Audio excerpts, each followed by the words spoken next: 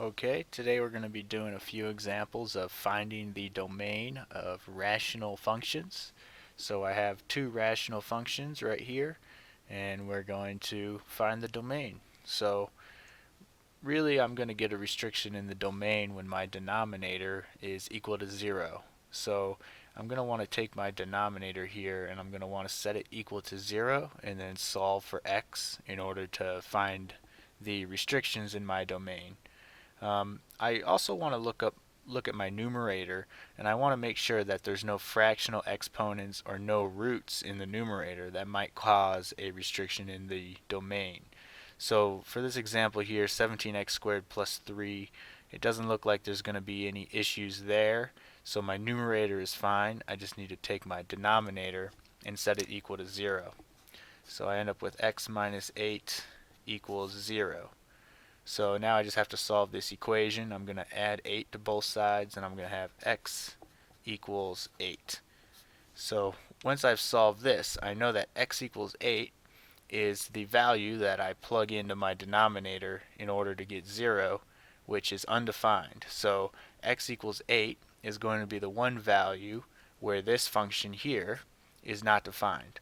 So the domain of f of x here is going to be all real numbers except x can't be equal to 8. So I'm going to write it just like that. So that's our first one. Now if we had some sort of root in our numerator or fractional exponents, we would need to also account for the restriction in the domain there. So I would watch my video on finding the domain of radical functions, because when you find the domain of radical functions, you need to also account for when there is fractional exponents or a square root. So we'll just move on to this next one. 4, there's no fractional exponents or square roots or anything like that, no negative exponents.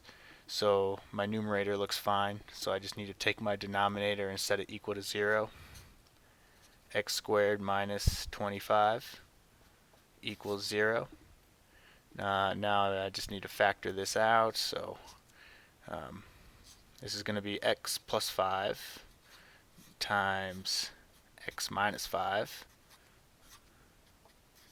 And then we set these equal to 0 individually, and we're going to get x equals 5 from this bubble right here, and then we're going to get x equals negative 5 from this bubble right here. So these are our two solutions here. So that means that x can't be positive 5 or x can't be negative 5, because it'll give us a 0 in our denominator. So the domain of this function here is going to be all real numbers except x cannot be equal to plus or minus 5. So I'm going to write that just like that. And stay tuned for an example where we have a rational function that also has some sort of exponents up in the numerator.